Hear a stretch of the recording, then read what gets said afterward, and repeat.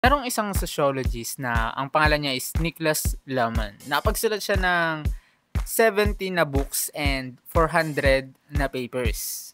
Nagawa niya yun sa tulong ng sistemang tinatawag na Zettelkasten. So, ano ba yung Zettelkasten? Zettel means sleep and then Kasten means box. Sa panahon ni Niklas Luhmann, physical na box yung ginagamit nila and index card sa pag-create ng notes. So sa atin kasi sa pag-create natin ng note, meron tayong isang buong, sabihin nating docs or isang buong paper na nakasulat yung mga information na kadalasan nilalagay natin kahit hindi naman natin naiintindihan pa ng mabuti.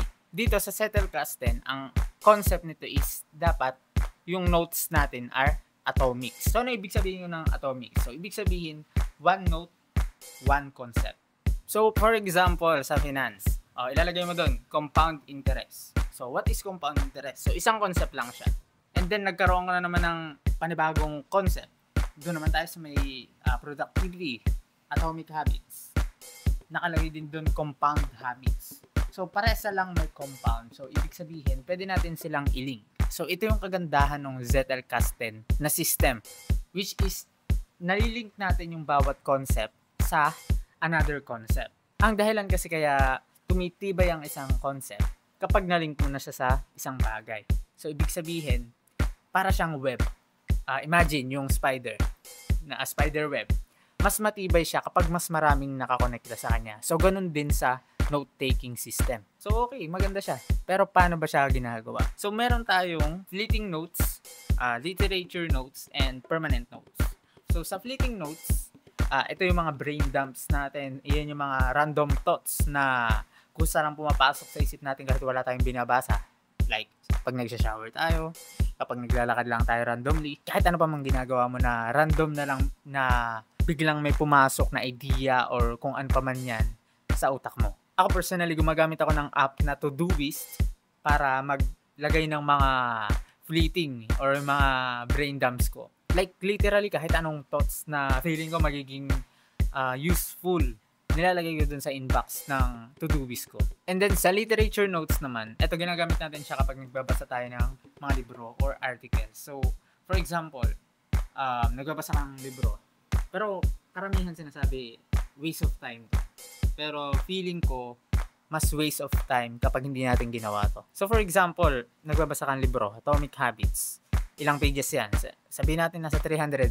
Tapos sa whole na binasa mo, page 200, page 251, page 261 lang yung meron kang natutunan. For example lang. So ang purpose ng literature note, i-reference mo yung page at yung exact na phrase na sinabi dun sa libro.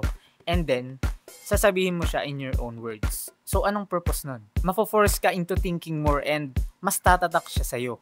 And then, lastly, yung permanent note. Ito yung mga notes natin na sobrang nagme-make sense na sa atin na hindi na natin kailangan ng kahit anong reference. Sa libro, sa ano. Basta, yung concept na gets mo kahit 10 years pa, kahit ilang years pa, alam mo siyang concept na yan. So, di ba meron tayong fleeting notes? So, for example, yung ideas mo, okay dun sa fleeting notes. I-evaluate mo siya and then pag feeling mo gets mo na yung concept na yun, pwede mo na siyang ilipat dun sa permanent notes. And then ganun din sa literature note.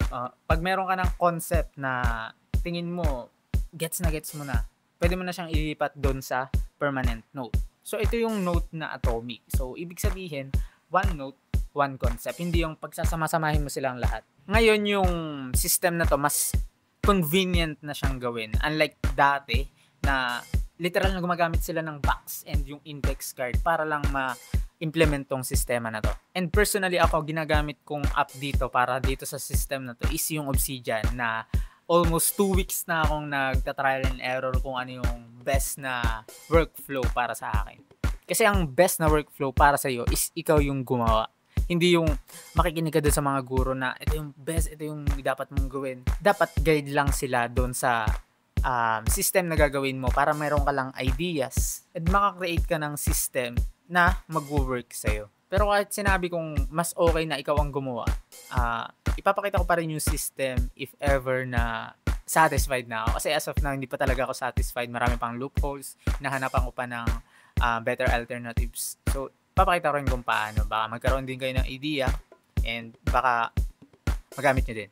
So, ayun muna for now. Let's stay productive and see you soon.